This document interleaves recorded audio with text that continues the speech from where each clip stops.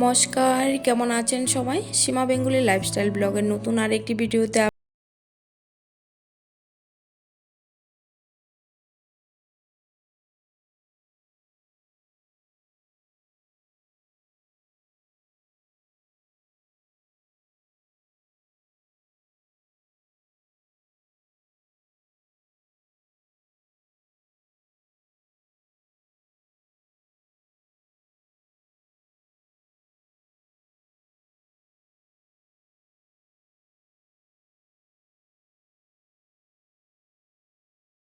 আর এখন থেকে আপনাদের সাথে নিয়ে ব্লগটি শুরু করছি। সকালে স্নান টান করে পুজো টুজো দিয়ে নিচ্ছি, যেহেতু রবিবার। আজ সকালবেলা হাতে অনেকটা সময় আছে, যেহেতু সকালবেলা রান্নার কোনো ঝামেলা নেই, ছেলেমেয়েরা বাড়িতে আছে, বড়মশাই বাড়িতে আছে, তার জন্য সকাল সকাল স্নান করে পুজো টুজো সেরে নিচ্ছি। আর স্নানের কাজটা অনেক বড় কাজ।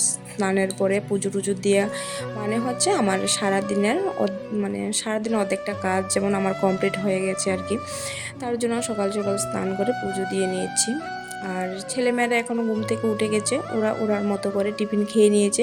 যেহেতু আমি এখনও রান্নাঘরে যাইনি, ওরা নিজেরা নিয়ে খেয়ে নিয়েছে। আর এখন আমি আমি পুজো টুজো দিয়ে সেরে তারপরে যাব রান্নাঘরে।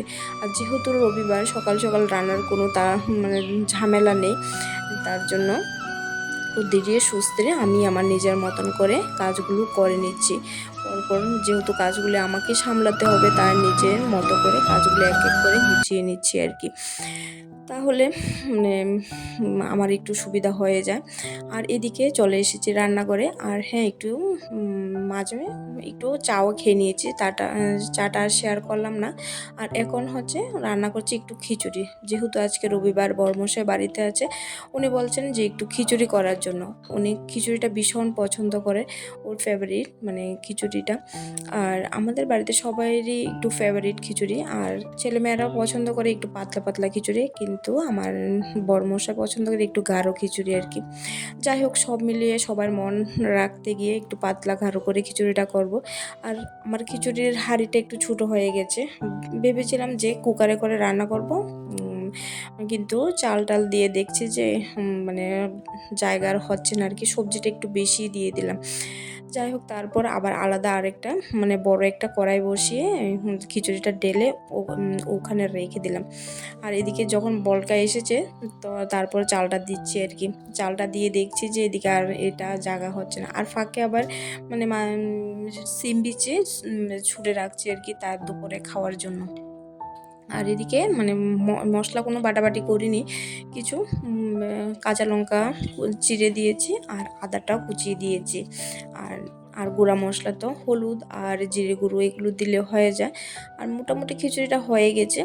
আর এখন সম্বাস দিয়ে দিলে হয়ে যাবে আমার খিচুড়ির রান্নাটা। আর সকাল সকাল নর্মাল একটা আইটেম হয়ে গেছে, বেশি একটা তামঝাম করতে হয়নি। যেহেতু ভাত রান্না করলে ভাত ডাল একটা যে কোনো একটা ভাজি করতে হবে, এর চেয়ে ভালো একটা খিচুড়ি করে নিলাম অনেকগুলো সবজি দিয়ে। তার সাথে হ্যাঁ, ভাজিটা করলে ভালো হতো, কিন্তু ভাজিটা আর করিনি। আর যেহেতু সবজি আছে, সবজিটা দিয়ে খাওয়া যাবে খিচুড়িটা। আর খিচুড়িটা বেশি পাতলা করে নিই, বেশি গাঢ় করে নিই, একটু মিডিয়াম ভাবে রেখেছি আর কি। আর খিচুড়িটা নামানোর আগে একটু ঘি দিয়েছি, ঘি দিয়ে ঢাকা দিয়ে রেখে দিয়েছি।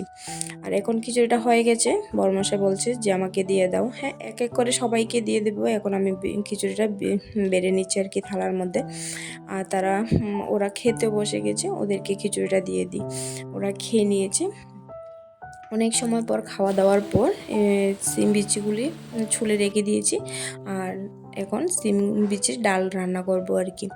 আর এখানে আছে ছোট মাছ, রুই মাছ, ছোট রুই মাছ। এগুলি লেজ আর মাথা দিয়ে ডালটা একটু মাছ টাছ দিয়ে একটু রান্না করলে ভালো হয়। আর এইগুলি আজকে রান্না বান্না করবো আর কি। আর মাথা দিয়ে ভাবছি যে সিম বিচির ডালটা করব। আর লেজটি দিয়ে একটু মাখো গাঢ় গাঢ় করে একটু পেঁয়াজি করে নেব আর কি। এই আজকে দুপুরের মেনু রান্না করব। আর বেশি একটা ঝামেলা করব না, যেহেতু মাছ আজকে কম রেখেছি, কারণ কাল হচ্ছে সোমবার। যেহেতু আমাদের ঘরে নিরামিষ রান্না হয়, তার জন্য বেশি করে মাছ রাখা হয়নি, কয়েকটা মাছ রাখা হয়েছে আজকের জন্য আর কি। আর ফ্রিজও বেশি করে রাখলে হয়তো ফ্রিজে রাখা যেত, কিন্তু বেশি করে রাখিনি ফ্রিজে। আর মাছটা তুলে রাখিনি আর কি, যতটুকু রেখেছি সবটাই রান্না করে নেব। আর এদিকে ভাতটা মোটামুটি হয়ে গেছে এখন ভাতের মারটা ঝরিয়ে দেবো আর কি। আর দেখো রান্না করতে করতে আমার গ্যাসও ফুরিয়ে গেছে। ভাতটা হয়েছে কোনো রকমে, কিন্তু মাছটা আর ভাজা হয়নি। এই দেখো গ্যাসটা নামিয়ে কাত করে দিয়েছি যতটুকু হয়। আর বড়মশাইকে ডেকে বললাম যে সিলিন্ডারটা শেষ হয়ে গেছে, ওই ঘর থেকে আনতে আনতে যতটুকু হয় আর কি। তারপর সিলিন্ডার আনা হয়ে তারপর আমি এদিকে মাছটা রান্না করে নিচ্ছি। বললাম না যে মাছটা একটু পেঁয়াজি করব। আর যেহেতু আজ কোনো ভাজা পোড়া করিনি, তার জন্য একটু মাছ পেঁয়াজি আর হচ্ছে সিম বিচির ডাল, এতটুকুই দুপুরের রান্না আর কি।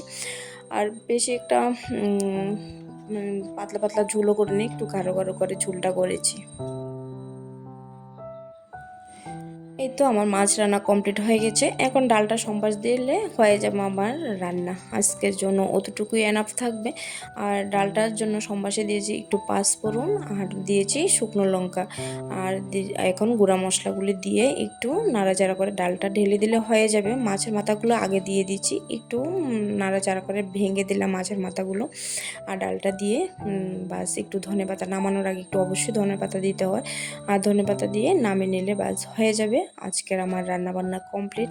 এখানে যেহেতু সকালে রান্নাবান্না খিচুড়ি হয়েছে, আর এই হচ্ছে আমার দুপুরের লাঞ্চের আইটেমটা আর কি। ব্যাস আমার রান্নাবান্না কমপ্লিট হয়ে গেছে।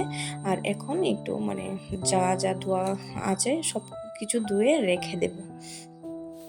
তারপর আপনাদের সাথে আবার দেখা হচ্ছে। এটা হচ্ছে বিকালের সময়, বিকালে একটু উঠোনটা দরজার সামনের উঠোনটা একটু ঝাড় দিয়ে নিচ্ছি।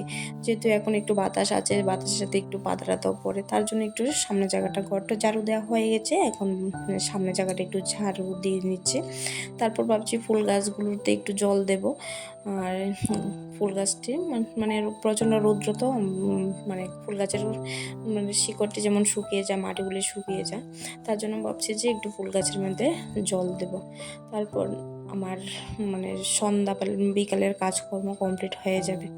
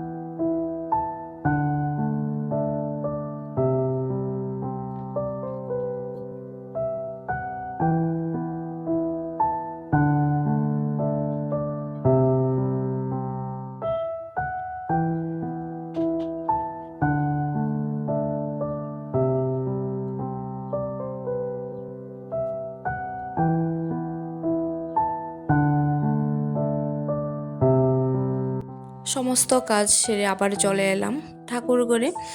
আর ঠাকুর সন্ধ্যা প্রায় হয়ে গেছে, এখন সন্ধ্যাবাতি লাগাবো, ঠাকুরের আরাধনা করব। তারপর আবার তো শুরু হয়ে যাবে রাত্রে রান্না বান্নার প্রিপারেশান, ছেলে মেয়েদেরও পড়াতে বসাতে হবে। আচ্ছা যাই হোক, আর ব্লগটি আর বেশি বড় করছি না, এ পর্যন্তই। আবার দেখা হবে পরবর্তী আরেকটা নেক্সট ব্লগে। ততক্ষণের জন্য সবাই ভালো থাকবেন, সুস্থ থাকবেন, দেখা হচ্ছে নেক্সট ব্লগে।